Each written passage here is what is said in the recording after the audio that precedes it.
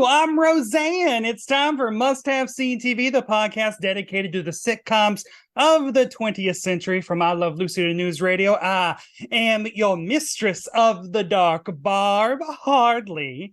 And over here is my the Jackie to my Roseanne. I don't know. Ethan K. Hi, Ethan. Hey, Barb. I'm happy to be the Jackie to your Roseanne.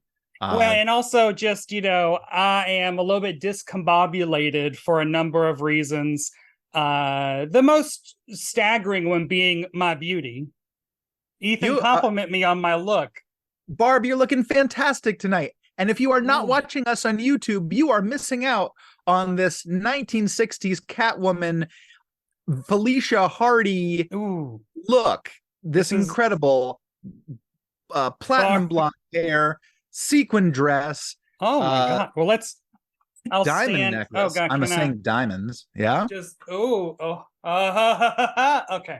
Anyway, yes, I have styled my very first wig. Wigs are my blind spots, but I did spend hours styling this, which because Ethan, it was originally just straight. It was flat.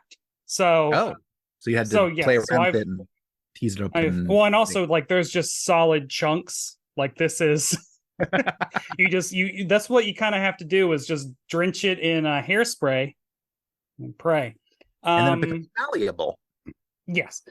So because I spent so much time trying to look this gorgeous, I don't have any notes or don't have a script.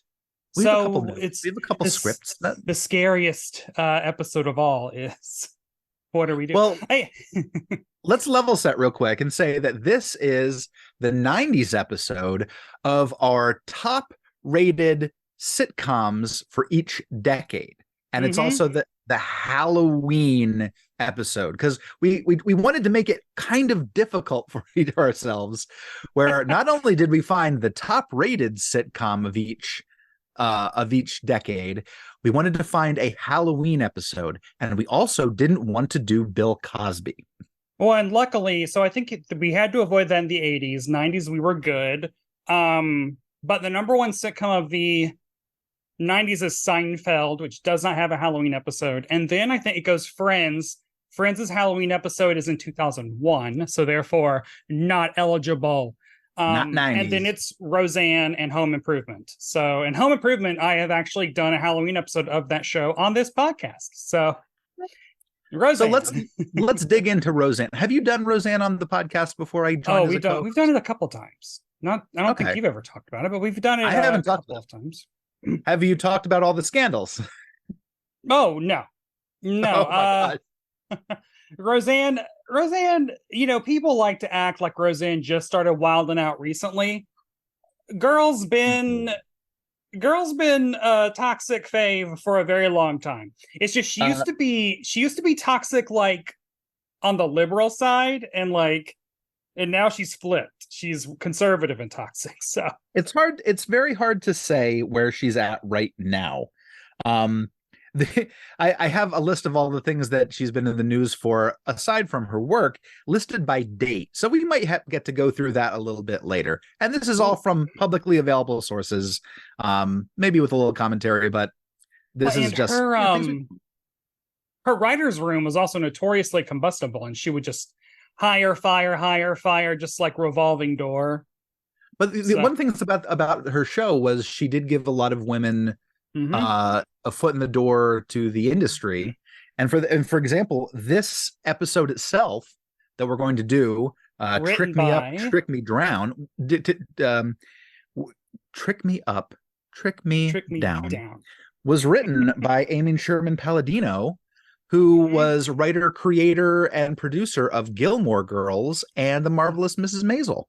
Yes. So, Roseanne, she took risks. I mean, she really just hired anyone. It started to become a problem later on. It became a problem kind of early on with her hiring of her husband, Tom Arnold. As a writer and an actor. We can get through all this. There's so much story. There's so much things going on. Let's begin by just talking about Halloween. Ethan, have you watched anything spooky? I have watched, if you have not watched, people at home, if you have not watched The Fall of the House of Usher Mm, on Netflix, it is, I know I've crowed about Mike Flanagan's work before, but this is like a masterpiece. It is 8 episodes of just unbelievably good horror television with a ton of references to Edgar Allan Poe stories, short stories, even his one novel, events in his life. It is mm. Easter eggs paradise. Mike Flanagan loves doing that kind of stuff. It's on Netflix. It just dropped, I want to say, like a week and a half ago. Yeah. And Um, also, homosexuals out there, if you've always been flirting with having a massive crush on Bruce Greenwood, you're going to. and then The you will start mustache, having, the salt and pepper hair, but the then you're oh going to god, stop having a crush on him, and you're going to have a crush on Raul Coley. oh yeah, also handsome. But I Yeah, have a type. Let's be honest. I know your type. Oh, Um, she just wants men with money. Um, then you need to watch the show and see what happens to all of his money. ooh, um, I've been watching something that you would be interested in, I Something. think. Ooh, okay. Spooky on Hulu, Living for the Dead, Hunty. Ooh, Do you okay. know anything about Living for the Dead? No, The but it's the producers of Queer Eye. So I mean, it is a bizarre premise. So it's five queer, paranormally inclined or paranormal professionals go to from place to place that's haunted and like try to like heal the area and then also like heal the people that are being haunted, but they're all fierce and sassy. And I mean, it's from the queer, it's literally Queer yeah, Eye meets Ghost Hunters, but it feels a lot like live action Scooby-Doo. Because I Queer Eye mean, for the it's, Dead guy. yes, it is really so, like, there's a witch who's like really a really cool lesbian, and then there's like a tech girl, and then there's a gay tarot dude who always wears a bowler hat, glasses, and a beard. And I do think I might have a crush on him. You know what? I don't know. Is it like And then steampunk? Are they going for like a yeah, steampunk? he's very Okay, steampunk, which is not my aesthetic. but not a deal breaker by any No. stretch of the And imagination. then there's a it's just a really flamboyant medium. Like it's really wild. It is, but I mean also like it gets really emotional, because like a lot of people, like I just watched one where they went to a theater in Kentucky, like a stage theater, Yeah. and they're like, it was really sweet because one of the old theater directors had recently passed, and they felt like he basically they were like, it feels like he, well, no, all of the employees basically say he always wanted to do drag, but he was always afraid of, like, this is Kentucky, so he never really did it. And then they were like, if he was going to do drag, his name was going to be Polar Vortex. And so Uh-huh. then like the ghost hunters like they gather everyone and they make like a slideshow of like old-timey drag artists, old photos of the theater, and then photos of him. And they set up one of those, they had this little like, I don't know, REM meter or something that is basically like, blink once for yes, blink two, so how they can talk to the Yeah. ghosts. And it would Yeah. light up every single time a photo of him would appear. And so it Oh, was like, but it was so sweet. Yeah, but anyway, Living for the Dead and Fall of the House of Usher, get into it. must have now TV. Yeah. And but this week, oh god, look at my hair. Sorry, I'm just beautiful. um anyway, this week we're actually going to be traveling to October 29th, 1991. 1991. I got it. Yes, that was memory. Terminator 2 ruled the box office, which is plot relevant. And some song I've actually don't think I've ever heard of was, what was it? Like, Romantic by Karen White. what I'm not is familiar that? with it. But Is she my cousin? if you were in the UK, The Fly by U2 was the top song. Okay. Which also, that didn't chart in America. And also, this on the same day, the American Galileo spacecraft made its closest approach to 951 Gaspara, making it the first probe to ever visit an asteroid. Oh, wow. And that's where they got Armageddon from. But here in America, we were all We watching we were all Roseanne. watching Roseanne episode Trick Me Up, Trick Me Down. It's from season 4, and it is the Episode sixth episode of season 4. Remember how I didn't have time to write a script? And I don't know how they describe it, but I will say, like a lot of episodes of Roseanne, the plot of this episode doesn't exist. There really was no plot for it. Well, that is also, so like, general feelings about Roseanne, that is the vibe with a lot of Roseanne, is it's kind of just, we're dropping in for 30 minutes of time with the Connors. Now, I do believe you usually ask, you have to have seen Trick Me Up, Trick Me Down before. Yes. And I realized that I had watched the opening before. I had watched the first half of this episode at some time in the past. But I didn't watch the second half, where it really gets juicy. We got some great celebrity cameos, or before they were celebrity before cameos. They were celebs. Well, so were you allowed to watch Roseanne? Because I was not. We were not a big sitcom family. Yeah, so, and which is ironic considering that we're doing this show. But I was very familiar with Roseanne. It was part of the zeitgeist when I was, 9 through 15, 16 or so. So everyone, and if you didn't know the show, she was in the news starting in 1990 for her rendition of the national anthem. Oh, girl.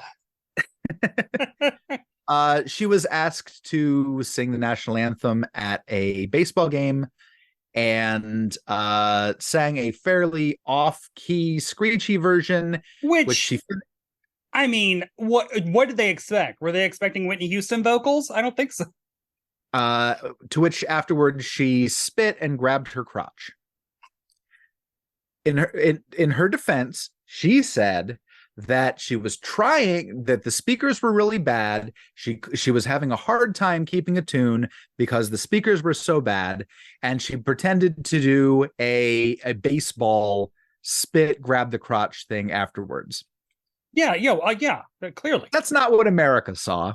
Well, I mean, I think that, like, kind of no matter what, spitting and grabbing your crotch, baseball reference or no, after singing national anthem, it's probably going to rub some people the wrong way. But she was a known quantity. She had done at least 2 specials, I think, before she got picked up for the show. She developed the character of Roseanne, the domestic goddess, which was kind of housewife humor. She had been married twice. Yeah, she'd been married at least once, and she had, I think, 3 kids. And I should have written these down. But DJ, she had 3 kids. Grew up in a Jewish family with a gay brother and a lesbian sister. The lesbian sister ended up suing her for 8 figures, saying that she helped her develop the character of Roseanne Connor, the domestic goddess, and she should be part of the profits. The statute of limitations expired, and she got nothing. Gotta love sisterly love. Yes. But she was known as a stand-up. She was a known quantity as a stand-up. When the amazing duo of Marcy Carsey, and Tom Werner. You might remember them from our episode of Oh, Madeline. They were producers of Oh, Madeline. They were sitcom icons in terms of producing. And they still are. They did Cosby, but they did A Different World, Grace Under Fire, Third Rock, that 70s show, Mm-hmm. and they've come back to do that 90s show, Carsey Werner. They approached Matt Williams, who's the creator of the show, to come up with a show with a mother as the central voice, a working mother, as opposed to a lot of the other sitcoms that mom was just at home taking Yeah. care of kids. She was not a working person. Roseanne was they hesitate to say the word blue collar, but it was mom was working, dad was working. Um Later in the series, they Dan and Roseanne open a motorcycle maintenance shop Oh yeah, she while works at the Roseanne's lunchbox for a while. exactly, and she still She works changes at. jobs a lot. So does Jackie, the sister. Hmm. Another She's a thing, truck driver in this era. but it takes place in unspecified Illinois. Well, it's Lansing. Wait, no. Got Lanford. Lanford, which is not a Yes. real Yes. um so the show, I mean, the show lasted a long, it lasted Oh, 9 seasons. and it goes wild in that last season Yeah. when they So the whole winning the lottery, a lot of stuff happening. Also, like chill. So also it then gets when it got rebooted or revived, very distinct thing. Um, like they didn't revive it, picking up where season 9 left off. They like revived it to where like season 6 or 7 because Jackie's kid disappears. Like the youngest Connor kid, Jerry, named after Jerry Garcia, is like mentioned halfway in one of the first episodes of the revival and then never again. So it is like the continuity of Roseanne is a mess. the final episode of season 9, Roseanne reveals that in the entire season 9, up back to a point, was fiction written by her to cope with the death of her husband Dan, Yeah, played by God. Tom Goodman. Yeah, very dark and depressing. Yes. So the series gets canceled.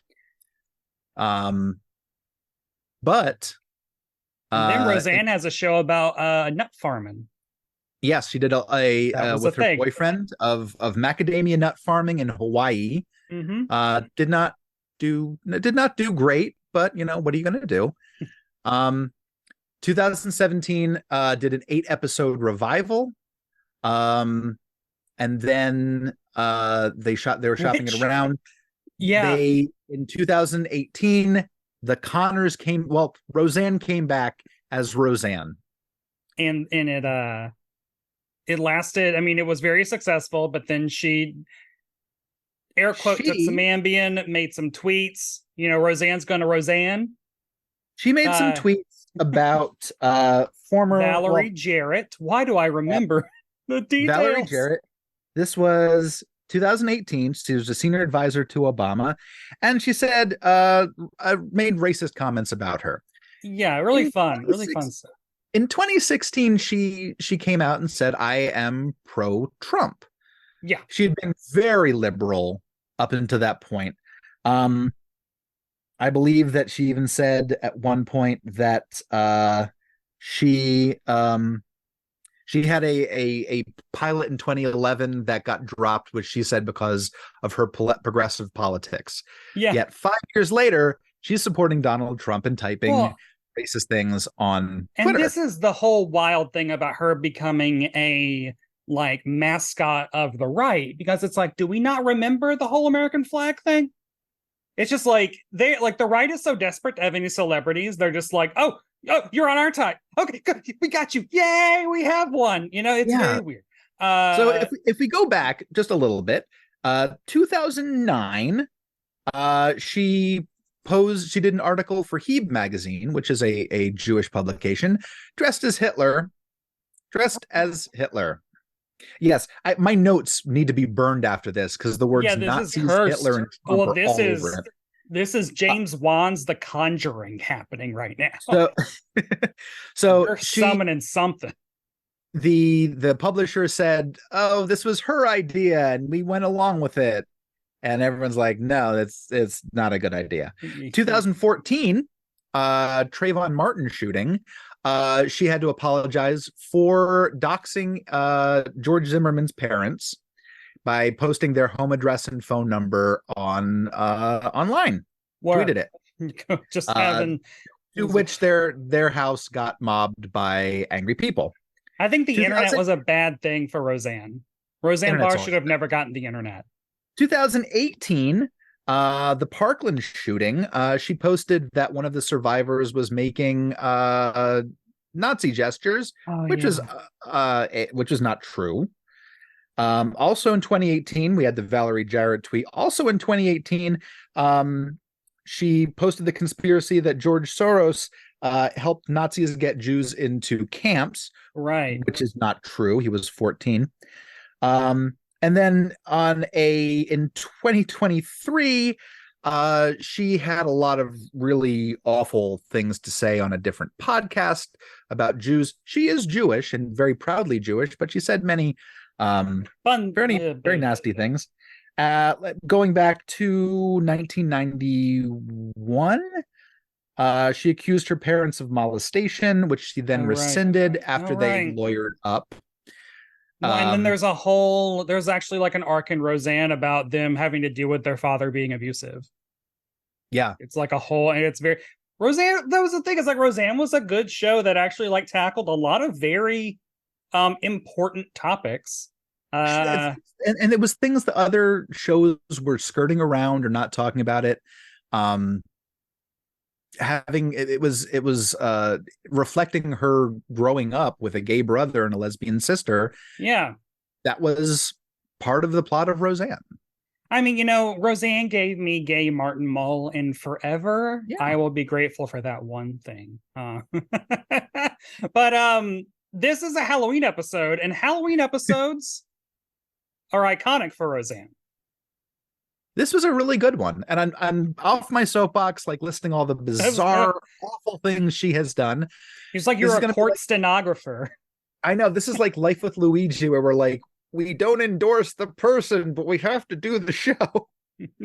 Well, yeah, and yeah, she's. You know what? She's who she is. I don't know. So the episode opens with. But real quick, to end the story, she was fired from the Roseanne reimagining. The rest of the cast did so well that it spun off into the Connors, which is still the same going. Show. Yeah, it's still going. Same show without her doing great. I will also say, so like I covered, obviously at work, I covered Roseanne, the revival, and then I covered all the news leading up to the Connors. And then so when the Connors was coming out, like ABC, it was a huge controversy, huge deal. Like, what is Roseanne without Roseanne gonna be like? Like, it was op-eds, pundits, like it was wild. But ABC invited like a handful of critics to come to ABC HQ to sit in a private viewing room to watch the first episode of the Connors. Like, they weren't sending out screeners. Like, if you wanted to review it, you had to be in the know. And who was one of the ladies that got to go? It was great. It was really. I was honored to be. I mean, I was sitting next to Matt Roush from TV Guide that I like grew up reading, and this is so wild. And I liked the first Connors episodes. So anyway, this episode starts with, and it's very like inexplicable. Like, one of Roseanne's friends, Knox, comes in. It's close to Halloween. She can't find anyone in the house. She wanders into the kitchen and finds Dan disemboweled on the dining room table. Yes, the friend is played by Megan Faye. It's a character named Kathy Bowman. She was introduced this season as the nosy neighbor that Roseanne didn't like. She was only in, I think, 4 episodes. She did not do a lot, but she has the wherewithal to enter someone's home unbidden. Yeah. Yes, and she finds Dan guts out, and as she turns around, there's Roseanne. She's like, I should have learned the first time. Yeah, like, God, I can't remember what she said. But she basically was like, yeah, Becky's dad, yeah, him. Killed him too. Yeah, she says, just like gutting a fish. Yeah. And again, like, remember, this is what, 8 p.m. on ABC on a Tuesday night, and it's like, well, here's John Goodman's guts out, like dead man breathing. He's alive. I think it also says something about Roseanne Connor as a neighbor, that her neighbor thought it was real. Yeah. From judging by the reaction, she was like, oh yeah, it totally actually does make sense that Roseanne would kill Dan. Like, that's the vibe I get. The other 364 a year. So Dan stands up and holds his liver up, and Kathy Bowman runs out of the house screaming, said, "You people are sick." And then Roseanne says, "Happy Halloween." And Dan says, "People get so ticked off every time we do this." And then Roseanne goes, "When will we learn?" And we get to the opening credits. Saxophone. Yeah. With the table, it's so what was your relationship with Halloween and pranks? Because sitcom characters love pranking out. They love punking, they love pranking, especially at Halloween, and it gets elaborate. I have never in my life done any of this. And I love Halloween. Halloween's a holiday for greed. You go out and you get candy, and you amass as much candy as you can amass in one evening, while it is still while the lights are still on the porches. That's what you do. As we learned last week, there are rules to remain safe. So how about you? Like, you didn't do pranks. You weren't a prank person. No, I never have. I've never prank. I will say, like, now that we have a back patio, I really, really, really do want to do like a Tim the Toolman Taylor style haunted house like thing situation. Would be amazing, because I would love that. Have not done it because my crippling depression and potential over medication to course correct that has made it to where I don't really care about nothing. Your executive dysfunction is taking a little siesta. So, maybe sometime. But I mean, honestly, like, I would love to move to the suburbs and just be, imagine this. The children come into the basement. Oh, not that part.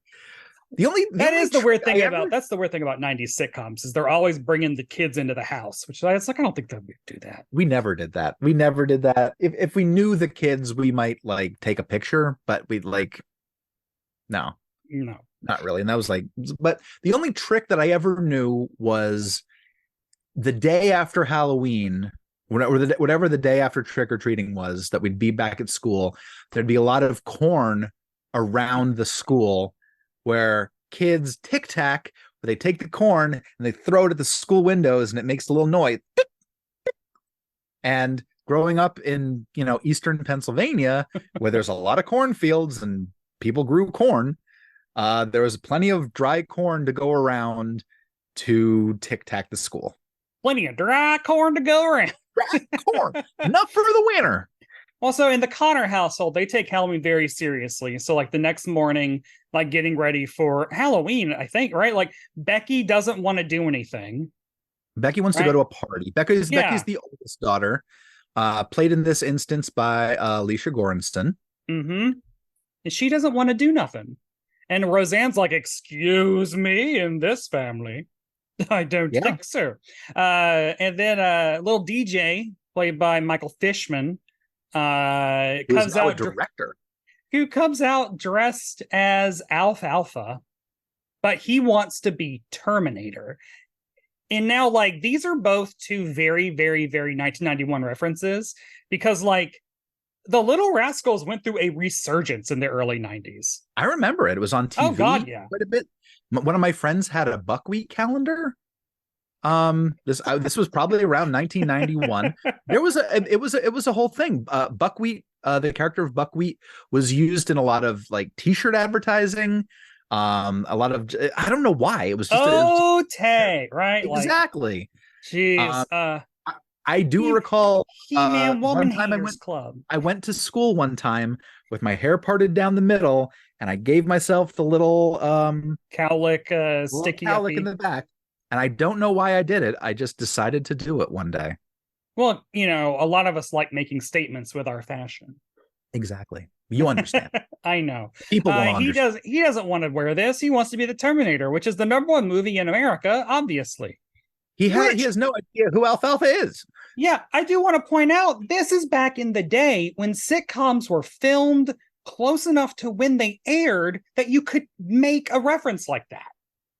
Like nowadays, it would be a year. I miss And Darlene, this. the middle child, doesn't want to do anything. She just wants to stay at home. And they say, and Roseanne says, "Don't you just love Halloween?" And she says, "I used to. I used to do a lot of things. I used to want to marry Scott Baio." Now no one wants to marry Scott Baio. Well, Sarah Gilbert's a lesbian, and Scott Baio. Roseanne and Scott Baio are aligned on the same team. I don't know. There's a lot of layers to that. So they do something that was kind of interesting, that Dan is carving a pumpkin, and they go through the entire process of carving the pumpkin, taking the top off, scooping out the guts. Jackie comes in and helps with the guts. It didn't feel like there were a lot of room for different takes. Oh yeah, well we're carving a pumpkin. Is what I think about with Roseanne. So this is season 4, so she is a better actor. She's not the funniest, greatest actor ever, but she's good. But they smartly, and they also did this with Home Improvement, they took the stand-up and they paired them with John Goodman and fucking Laurie Metcalf. There's well, let's get the two best improviser theater actors and just have them go at it. And that's what makes this show and scenes like that just so real and natural. And John Goodman had done work before this. I remember he was the coach in Revenge of the Nerds. Which was a great role for him. He was actually a criminal in the movie the Wrong Guys, which was a Louis Anderson, Richard Belzer, Richard Lewis comedy. That's a weird trio. It had an amazing really up cast. And down. It had an amazing cast of Fred Ward was in it, Ernie Hudson was in it. Ooh. I was like, wow, Franklin Ajaye's in it, who I love. And I'm just like, it's not good. And I feel like I asked Ernie Hudson about it one time, and I'm like, oh, I saw you in this. He's like, that was the first one they ever put us up in a hotel.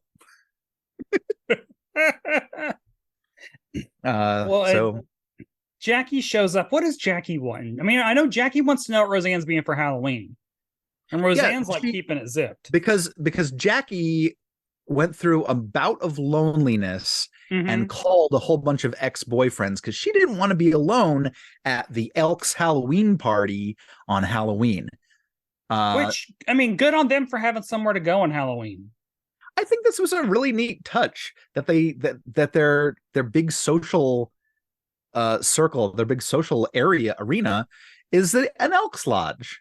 It feels very apropos. We have an Elks Lodge here in Westchester.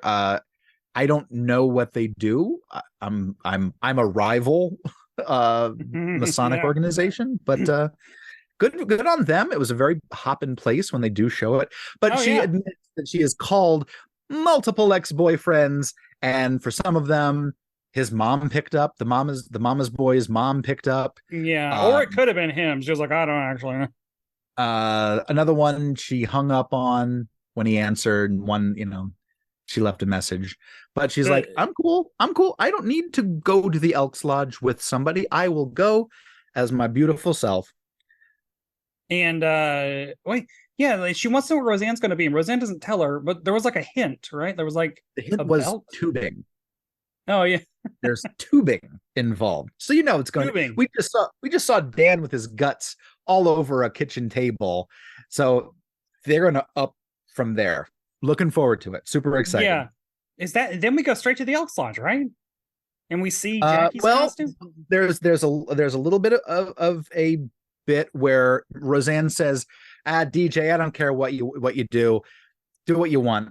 So he comes down at the end of the scene, full Terminator gear, but also with the alfalfa Yeah, cowlick. still alfalfa. Yeah, so he's the alfalfanator, He's the which alfalfa. honestly, creative. Go for it, kid. Yes. At the Elks Lodge, it's the night of the Halloween party, and we open on Jackie is there in her costume with Crystal, Roseanne's friend, who's wearing the exact same thing, and they are dressed very much like that. Very much like I am right now. With the sleeves and the long sleeves and everything. Because this was my Morticia dress last year.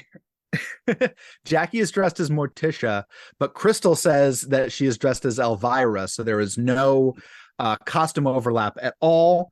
But Jackie still says they look like the Judds from hell. I love that. Might be my favorite line. We look like the Judds from hell. Love that line. And then someone else comes in and says, "Oh, you both dressed as Cher." Yeah. Well, I thought they were going to say, was it Gail Waters? No, Gail. Crystal Who was Gayle?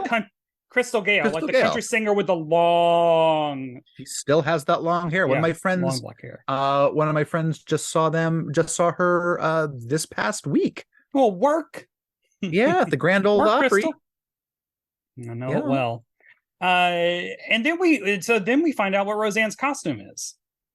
Because you're rushing the plot because you missed out on Tom Arnold as the ghost of Elvis Presley. Yeah, because they used to date. Well, on the show, they were married. Their characters were married? No, the characters weren't married. Tom Arnold, comedian. Comedian. I actually kind of respect the fact that he's gotten his life together and that he is working constantly. He was dating Roseanne. He opened for Roseanne as a comedian. They started dating. She brought him on as a writer for the writer's room. He was credited, I think, with 4 episodes of the show, but he came on as a character named Arnie. Tom Arnold as like Arnie Thomas. Let me check real quick. Yeah, Arnie Thomas, which was someone that went to school with Roseanne and Jackie for a while. And it is revealed that that he and Jackie hooked up when they were in high school, but she doesn't really remember it. So he comes around. He's kind of like we don't like this person, but so that's why they're kind of like avoiding him. I'm trying to find out what the name of his show was. The Jackie Thomas show was his. That's what it was. So he can't. He kind of left this show to do this solo show, Jackie Thomas show, as the character Jackie Thomas. He leaves Roseanne. Jackie Thomas show does not do well. It's like notorious failure. Like, he comes back to Roseanne as Jackie Thomas and not Arnie. And people like, the joke is that the characters do not recognize him as being the same person as Arnie. Okay. But he's just kind of like the hubris of this show. Yeah, so he's the hubris of the show to be like, this is my boyfriend. He's going to be a writer, and we're making him a character. 2 characters. Yeah, 2 characters. But then, yes, we do get the costume reveal. And it is Dan and Roseanne are a dead ventriloquist and the dead dummy. It is in the tradition of great ventriloquial Dedgar Bergen and Mortuary Snurd. Yeah, I like Dedgar Bergen. Wait, who is Mortuary? What's that a riff on? Mortimer Snurd was another one of Edgar Bergen's. He was the hick, the dumb hick. And was Candace Bergen more loved than that one or less loved than that one? What was the ranking? I would say it was Charlie McCarthy was number 1. He had his own room. It was bigger than Candace Bergen's. Then I would say Candace, and then Mortimer Snurd. Okay, cool. Just so make sure we get this all cleared up. Which is just a wild fact that it's like, Murphy Brown was her older brother was a dummy. I'd still say that Edgar Bergen. Would you say that Edgar Bergen or Jeff Dunham is the more famous Oh well, ventriloquist. Jeff Dunham now, just because the kids nowadays. Kids don't even know what would they know Edgar Bergen from? Muppet No. movie? Kids don't know Yeah. Muppet movie. Um, I mean, I only really know him from retellings of the Charles Manson murders. Because wait, Candice Bergen lived in the house, right? She had moved out. And then the Tates moved, right? Like it was Candice Bergen's house at some point. yeah, I I do think believe. you're right. Yeah. Because she was dating Terry Melcher, and Terry Melcher was the producer that snubbed Charles Manson.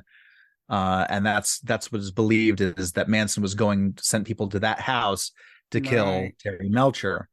I Who was love this little game of telephone we've gone from Roseanne to Tom Arnold to Edgar Bergen to I got to check something real quick, but Charles Manson. Terry Melcher was the son of Doris Day. Oh, go back and listen to our Doris Day episode, where she tries to look half as pretty as I do. So on that little tangent, we did get some actual funny jokes between Dan and Roseanne. My favorite being I hear Jackie's a truck driver, and that's a reversal because now she sits in the front seat with her feet on the floor. Yeah. It's good. I love it. And I also weirdly think that Dan is cute as his like leisure suit zombie with the powder blue and the ruffle shirt. Just I don't know. John Goodman's handsome. I can't help it. But this is the costume that Roseanne was keeping secret. And the tubing is because Dan takes a drink of water and it all spurts out of holes in Roseanne's body. Yeah, it's an old water trick. Mm-hmm. And then the plot happens. Like the plot that is extremely there's some plot no one really cares about. It's that the neighbor, Kathy Bowen, and her husband show up dressed as clowns, and Roseanne has it in her head that they're trying to get her back for scaring the Kathy with the dead Dan thing. Which, to reference the opening like that as like a major part of the episode, that doesn't happen a lot. Yeah, usually the open's its own little thing, and especially a show like Roseanne, where the plots are just kind of the show is written in a very bizarre non-sitcom structure. Like that, it's just kind of things happen. And so the fact that there is something is interesting. Just kind of things happen. But also what's happening is that Jackie is flirting with a moose. Jackie is flirting with a moose. I love all the shots of like, oh, hey, I'm trying to get that moose to take his head off. And it's just like, hey, I'm a moose. From across the room. And Jackie, who's like 35 years old, I looked it up and I'm like, I'm older than Jackie was in this, and I have a crush on Jackie. Yeah. Well, Laurie Metcalf. Oof. But she's trying to convince like Roseanne, to let it go. Don't follow Kathy. She's being weird. And John Goodman says, I'll be at the bar. If I'm not back in 15 minutes, I'll be at the bar. Yeah. There's some good lines. There's some good zingers here. Yeah, I love that. And well, you do find out like the moose plot does continue a little bit just because we find out who the moose is, which I clocked from the voice alone. I could tell. Oh, you did? Yeah, it was Booker, season 1 character Booker, played by George Clooney. Just a good 3 years before ER. Yeah. So the things that I'd seen him in were Return to Horror High and Attack of the Killer Tomatoes 2. Oh, and he was also in an episode of The Golden Girls. So yeah, knew from that. Yeah, and I mean, this is also, George Clooney is a handsome fellow. I'm gonna say not really so much here. He got kind of like greasy hair. I don't know. It's not. It's interesting to see George Clooney looking. It's also wild to watch George Clooney playing a character that someone is like, no, I don't want to fuck you. I also I noticed it too. I clocked it. I said I had it at the top of my notes. Clooney has shitty posture. Yeah. Yeah, which is very, I don't know, it's very unlike me to be he has drag shitty posture. him, read him. Uh, Um, it's an so interesting little Clooney turn. yeah, and their plot really goes nowhere. No, It's kind of like, oh, Jackie, why did you dump me? And she goes, well, you were seeing someone else while that'll we do were it. dating. And he goes, oh, so it was me. And they maybe he comes back in like future episodes. And I really think he does because he's a recurring character in season 2 as season Hmm. 4. He was their Um, boss at the factory. yeah, so but then that scene disappear, like there's no closure. She Yeah, doesn't say let's give it a shot. She doesn't say goodbye. It just ends. It's gone. Anything could happen next episode. and um it does. but then Well, I mean, most like of the rest of the Elks Lodge scene is just Roseanne. Like she follows the neighbor into the bathroom. Like she's like eyes on her, trying to make sure that she's not gonna get him back. yeah, and it's not something that I'm really invested in. I don't even know if it was something they wanted the audience to be invested in because it's just such a minor thing Yeah. in I don't know. It's and Dan even talks to Kathy's husband, and he's like, nah, she's not going to do anything. She doesn't care. But Yeah. the only person trying to raise the stakes is Roseanne, and it's not working. It's not No, doing yeah. well. Now, when they get back from the Elks Lodge, when they go back home, they're getting into bed. Roseanne's washing off her makeup, a thing that I know nothing about. You know, you keep that on Natural. all the time, No, this is 24/7. my natural beauty. They open up the covers, and there's just a fuck ton of snakes in their bed. What?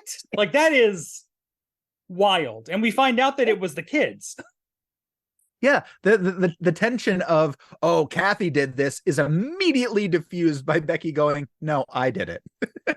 And then Roseanne's very proud of her for doing it. But I'm also like, what there is a B plot, an unseen B plot of the kids being like, how do we get our hands on 8 snakes? 8 live snakes. In an evening. Yeah. And Roseanne says, I just bought that bed. Now it's got snake sweat on it.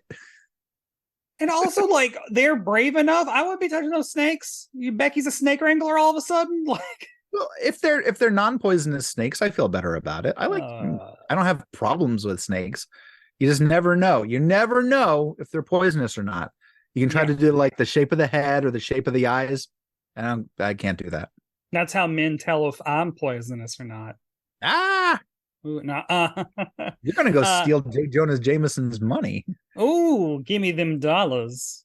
Give me them Spider-Man photos. Rare. Anyway. But yeah, no, it isn't the neighbor, it is the kids. Roseanne's weirdly happy. The snakes stay in the bed? Question mark forever. She just says, "Get the snakes out of the bed."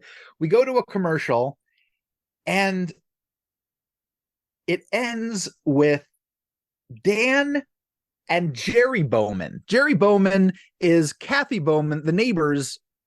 He's the neighbor. He's Kathy Bowman's husband. Kathy, we've been talking about this, but I didn't recognize him because at the Elks Lodge, he's covered in clown makeup. Oh yeah, So I he's didn't out of recognize clown him either makeup. as the husband. He's just out of clown makeup, and I'm like, oh, okay. And I recognized him because I looked him up, and he was in McHale's Navy, the movie with Tom Arnold, the remake of the Sergeant Bilko, right? No, Ernie That's a Ernest different Borgnine. right, yes. I don't Yeah, know. and so it's a place. fun little scene where like they're setting up a trap, a good old fashioned like they set a box with no real kittens, right? No real kittens, just a tape recorder of kitten. Of a kitten. And they're like, okay, Roseanne will hear it. She'll open the door. Then this like bucket of fake blood or whatever will fall on her. And then that's what we think is going to happen. And it is a nice, funny little twist of like they're watching and Dan's narrating, like, comes to the door, sees the cat, looks up, sees this is a very bad trick, or like sees this is very obvious, and then calls Becky. And Dan is like, "Oh, yay! She's gonna get her back." Like that's yeah. And that's I gotta say, I was kind of underwhelmed by the episode, despite the star power of Tom Arnold, George Clooney, and like a cast that went on to do like incredible things. Laurie Yeah. Metcalf is a force of nature. Like Sarah Gilbert did over 1,500 episodes of The Talk. Yeah, I Like mean, this is an iconic show. And John Goodman on Righteous Gemstones at the moment. Love. uh it won multiple Emmys and Golden Globes. And I don't know, this episode left me feeling a little bit unimpressed. I guess I could have gone with the one because there are a lot of iconic Halloween ones. I don't know why I picked this one. So sometimes Halloween episodes drift into like fantasy land, and I don't like those. I'm like, let's keep Family it Matters. grounded in reality. Family Matters. Well, okay, Steve-O The is killer- iconic. The killer doll. And also Family Matters has the one where they're vampires in the like 18th century, which is also great. God, that show. So I don't know. I wanted to do this one for some reason. I don't know. You know what? We all make Tom mistakes. Arnold. It's got the great pedigree. It's got Tom Arnold. It's an episode with George Clooney. Amy Sherman Palladino wrote it. She is a superstar writer producer. Like, it should be firing on all cylinders, and it's okay. It is like, it feels like this is an average episode of Roseanne, where like, we showed up, they wrote a script, we got jokes, we did our best, we have fun. Like, it starts with an iconic Roseanne prank, which I think that scene has probably been like chopped out and like, shown in Maybe like that's where shows. I've seen it. Yeah, like it feels like it's the kind of thing of like, tonight, an hour of sitcom Halloween moments, or something. Yeah, so like it is, but then it goes into the episode proper, and we don't care about this getting her back. We don't care about this getting her back plot line. Not at all. Not one bit. But I have no must-have facts. I can do some must-have facts. I do know the lineup. We know the ABC lineup for that night and what was going on at the same time. Oh yeah. How do you usually do it? I can try to. Well, yeah. So the lineup for that night on ABC. This is a Tuesday on ABC, and this is all heavy hitters. We're talking Full House, followed by Home Improvement, followed by Roseanne, followed by Coach, and then Homefront, which is a show I do not know anything about. And seeing as how they lost half of the audience from Coach, I don't think many people know anything about that. But so what are you gonna watch? Wait, yeah, you read this to me. Well, what are we gonna watch? It's ABC has Roseanne. I don't have CBS has Rescue 911. Well, I'm sorry, CBS has a movie Locked Up. A Mother's Rage, starring Cheryl Ladd and Jean Smart and Angela Bassett. The plot synopsis, it's a good cast. That's crazy. A single mother is wrongfully convicted of selling drugs, leaving her 3 children in the care of her overburdened sister. While in prison, she battles for freedom and helps expand the visiting rights of children of incarcerated mothers. Okay, it takes a weird turn. And then NBC had In the Heat of the Night, an hour-long show starring Carol O'Connor from All in the Family. What was the theme song of In the Heat of the Night? So I feel like I remember that, but I never saw it. I will admit that. Yeah, I'm watching. It was Roseanne. like a crime show. Yeah, there were cops. I mean, I saw there were cops. I am 100% watching Roseanne because this is a great night of television. Full House, Home Improvement. I mean, honestly, that first hour, I was 100% watching that when it aired. Those 2 episodes. We had I would sit there and probably watch the entire ABC lineup up until Homefront. Well, up until Roseanne in my house. Oh, then you'd have to watch Turn It Off. Or you have to watch Locked Up, A Mother's Rage.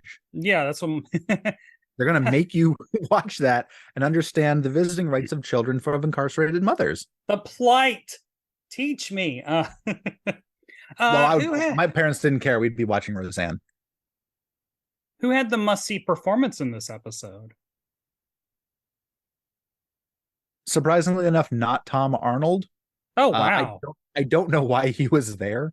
I read his autobiography. It's very like, look, he's like, look, I fucked up a lot in my life, and I'm gonna fuck up again. But you know what? I'm trying. And I want to say that from Good for everything that him. I've seen and heard, he's getting his shit together, and he's got a family, and I think he's on the straight and narrow. Must see performances, Laurie Metcalf.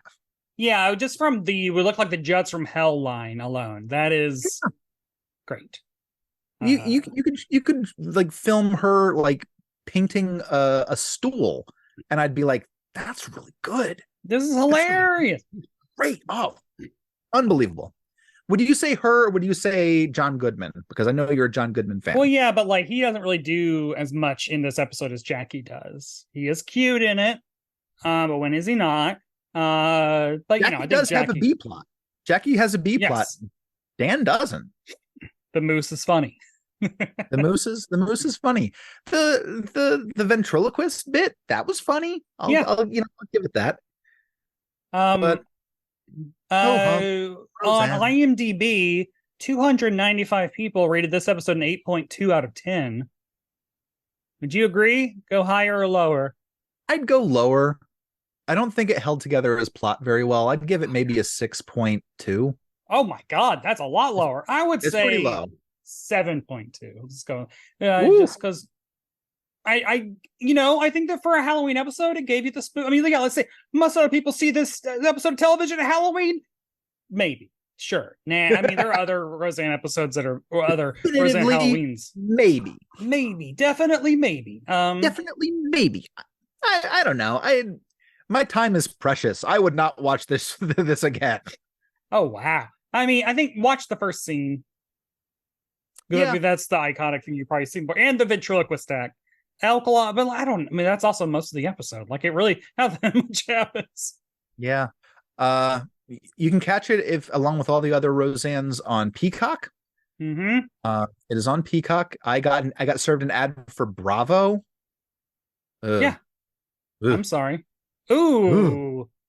We should watch some Real Housewives, a franchise that I am not used to Bravo. I am detest. not used to that at all. I don't understand it. And looking like as a gay man who looks like a housewife right now, it is shocking that I hate all that stuff, but I do. Well, and we should totally watch it and be miserable. I would love it. And most of the people see this episode who had the most. Yeah, I mean, is that all the bits? We covered all the bases with no notes. You did great. Oh my god! But who knows what weird Halloween tips and tricks that they were put in newspapers that I didn't find. We botched this Halloween. This is the worst Halloween ever. But, well, I need to look at the scheduling of episodes, but we're either doing a normal 50s episode or a 1950s Thanksgiving episode. I'll fucking see. I think there were more 50s Thanksgiving episodes because of the intense love of patriotism and America and American history from the 1950s that was pumped into schools and media to combat communism in Korea and Russia. Or do you think that Halloween got... I know the answer to this. There were no Halloween episodes in the 50s. It's very slim pickings for Halloween. I think there is a Father Knows Best. I've tried to watch a lot of them, but my God, if it was a Father Knows Best, we watched one Father Knows Best, and it was the Christmas episode, and it was literally the most maudlin thing we'd seen besides Family Affair.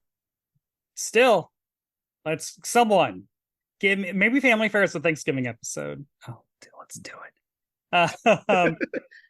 Lots of jokes. What's the body count? Can't wait to hear Jody and Buffy's thoughts on the first Thanksgiving. And oh boy, only 4 people die. Syphilis blankets. Oh no, Jody, stop. Buffy, stop. God, what a weird show. Although, one of them, oh my God, one of them did the voice of, maybe it was a Brady Bunch in the Brady Bunch cartoon. I don't know. I was reading something and I saw Family Affair came up in my life recently. Please pray for me. But yes, it latches in. It's like mold. It just latches in and just grows. Well, Family Affair. You put a family affair something on the internet, a boomer is going to comment and say, love this show.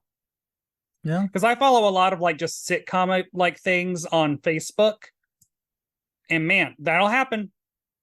Love this show. We did get a comment on our MASH episode. I'm going to do something that is not going to do so well. We did get a comment from @WinterWind.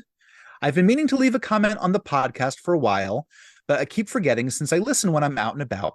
Brett and Barb and Ethan, you've quickly become my favorite people to listen to while I go about my day. I came for the heart-to-heart content, more please, and was delighted to find I Dream of Jeannie, Friends, Bewitched, Step by Step, The Nanny, That Girl, Gilligan's Island, Sabrina the Teenage Witch, Gidget, and a whole lot of others being discussed. Although I did not do any of those episodes with you, Barb. I'm younger than both of you and not in the demographic of at the time viewers of these shows, but older media holds a special place in my heart. So it's such a treat to find people actively discussing the shows. You've also introduced me to a lot of shows I've never heard of or have heard of but never watched, which makes for an interesting Those are the ones you've done. I like those. Yeah. Life with Luigi and Monty. Life for Riley. Monty. I also really enjoy that you have a great balance between casual chat and on-topic discussion about the show. It gives me the feeling of being there listening in on a conversation without it veering off into irrelevancy. Keep up the great work. Thank you. It warms my little heart. Thank you so much. Please comment on the show on YouTube. You can send emails to an address that Barb's going to tell you because musthavesceentv@gmail, baby. Just very simple. The Google email server. It's great. Mm-hmm. God, I need a haircut. Something bad. Ugh, my hair's awful. My hair is gorgeous. Your hair is great. I'm just gonna. I haven't worn long hair in a year, probably. And god damn, I'm hot. It's crazy. It is what like I am beautiful. I'm a beautiful woman at all times when I'm wearing my short hair. But when I put this wig on, it was like, I finally understood how straight men feel about looking at Jessica Rabbit.